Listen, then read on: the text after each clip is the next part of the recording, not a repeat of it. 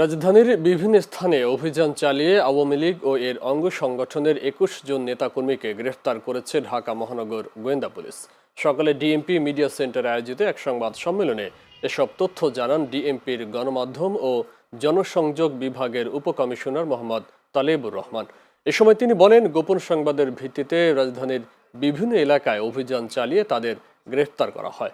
তাদের বিরুদ্ধে একাধিক মামলা সহ নাশকতার পরিকল্পনা ও জনশৃঙ্খলা বিনষ্টের চেষ্টা সংক্রান্ত অভিযোগ রয়েছে। তাদের বিরুদ্ধে পরবর্তী আইনানুগ ব্যবস্থা গ্রহণ প্রক্রিয়াধীন রয়েছে বলেও জানান পুলিশের এই মুখপাত্র। ঢাকা মহানগর গোয়েন্দা পুলিশ সহ ডিএমপি থানা পুলিশ বিভিন্ন কার্যক্রম অব্যাহত রেখেছে। এরই অংশ হিসেবে গত ২৪ ঘন্টায় ডিএমপির অভিযানে কার্যক্রম নিষিদ্ধ আওয়ামী লীগ এবং তার অঙ্গ সংগঠনের ২১ নেতা কর্মীকে গ্রেফতার করা হয়েছে।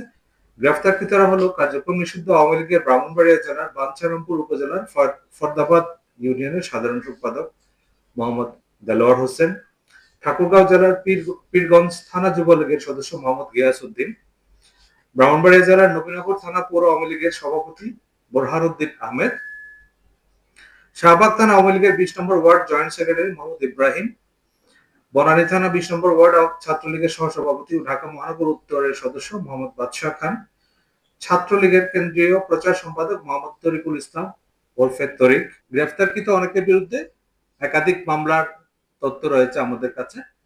এছাড়া যারা বিভিন্নভাবে সংগঠিত হয়ে প্রকাশ্যে বা গোপনে আইন শৃঙ্খলা বিনষ্ট করার চেষ্টা করছে, তাদের বিরুদ্ধে আমাদের অভিযান চলমান থাকবে।